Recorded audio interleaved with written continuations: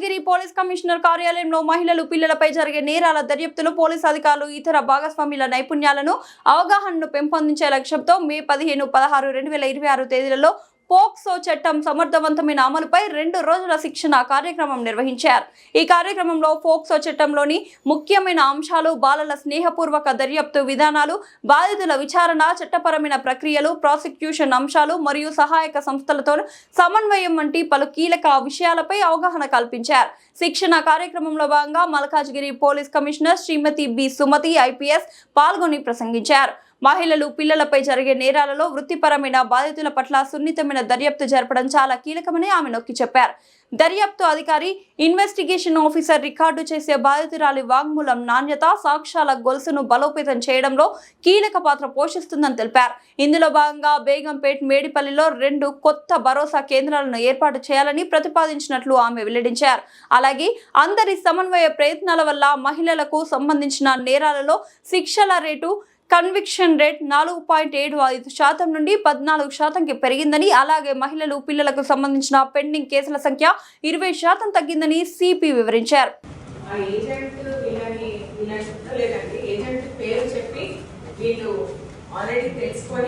ఒక డాక్టర్ దగ్గర పనిచేస్తున్నారు, తెలిసిన డాక్టర్ని అంటే వీళ్ళకు అర్థం కాలేదు, అంటే నిజంగానే పనిచేశారని వీళ్ళు బిలీవ్ చేశారు అంతే. కానీ వాళ్ళకి ఆ ఏజెంట్ తో వీళ్ళకు డైరెక్ట్ గా కాంటాక్ట్ అయితే ఇప్పటివరకు ఎస్టాబ్లిష్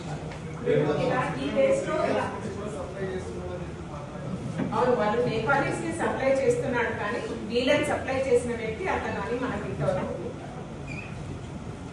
మనకు ఏజెంట్స్ పట్ల ఇప్పుడు దానికోసమే మీ సురక్ష మొదలు పెట్టాము. దీంట్లో ప్రతి ఒక్క ఏజెంట్ ని కూడా మనం రిజిస్టర్ చేయడం జరుగుతుంది.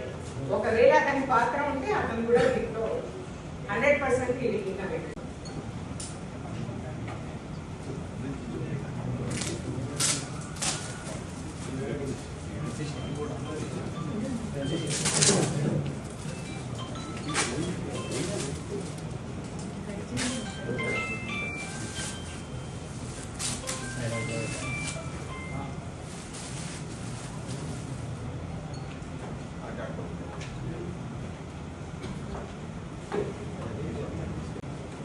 ప్రతి పోలీస్ స్టేషన్ లిమిట్స్ లో మీటింగ్స్ కండక్ట్ చేసి దీన్ని పిలిచేస్తాం.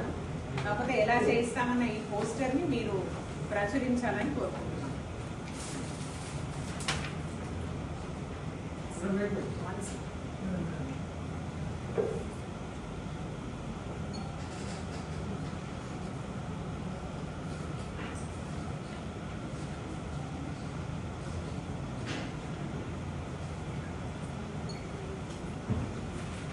ఇది చాలా బాధాకరమైన విషయం మాకు. అంటే ఒక సీనియర్ సిటిజన్స్ వాళ్ళకు ఏ రకమైన అవగాహన లేకపోవడం, అంత చదువుకున్న వారు కూడా ప్రాణహాని వరకు వెళ్ళిపోయింది. ఎందుకంటే there is no registration or verification mechanism. వాళ్ళు ఏది కూడా అది అండర్గో కాకపోవడం వాళ్ళకు ప్రాణాపాయం తప్పింది.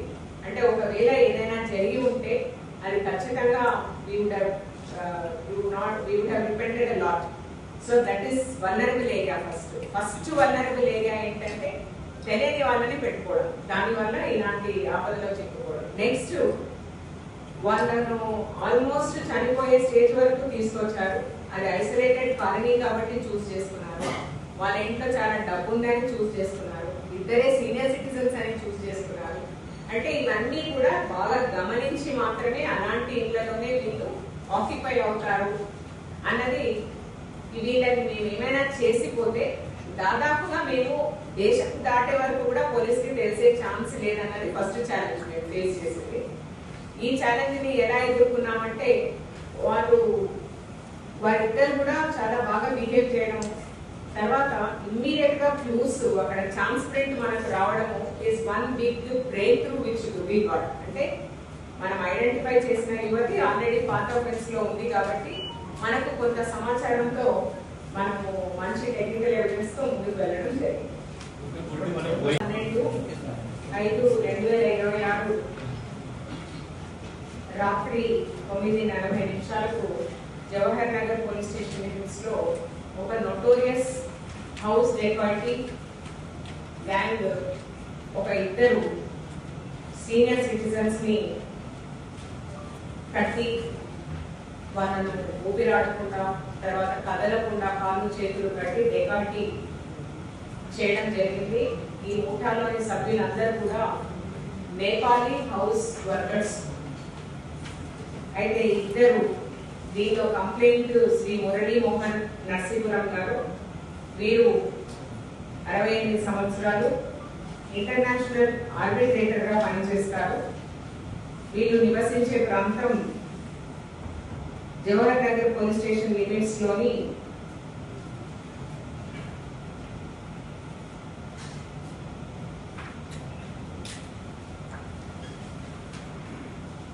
మీనా ఏం చేసిందంటే సబీనా అని ఇంకొక ఆవిడని తీసుకొని వచ్చింది.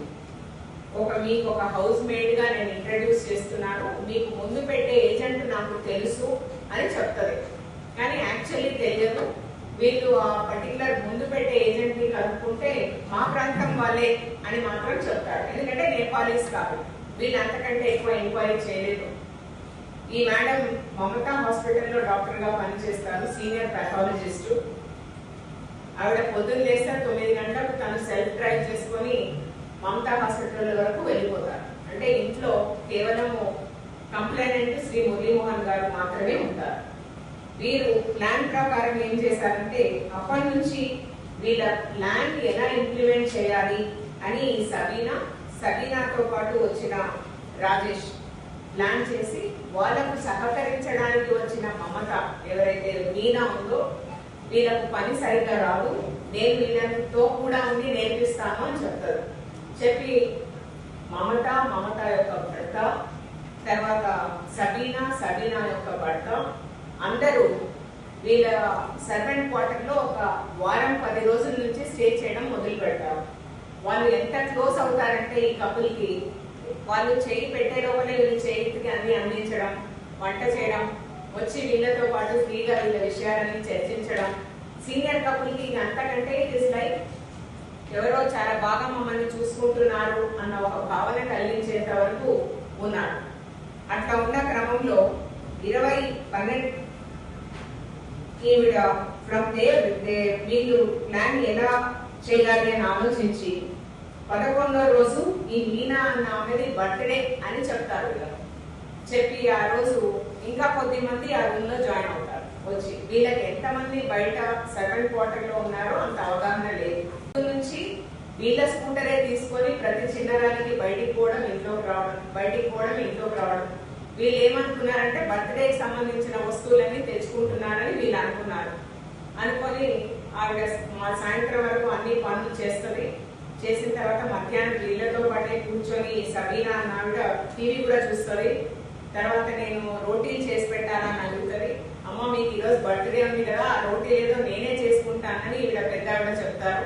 సో వాళ్ళందరూ కలిసి రూమ్ లోకి వెళ్ళిపోతారు. సర్వెంట్ క్వార్టర్ లోకి వెళ్ళిన తర్వాత కొద్దిసేపు అయిన తర్వాత ఈమె రోటీ చేసుకొని ఇద్దరు సీనియర్ సిటిజన్స్ భోజనానికి కూర్చున్న తర్వాత వెనక నుండి 2 మనుషులు ఫస్ట్ ఎంటర్ అవుతారు. ఇద్దరి మౌత్ ప్లాస్టర్ తో తీసేయడం.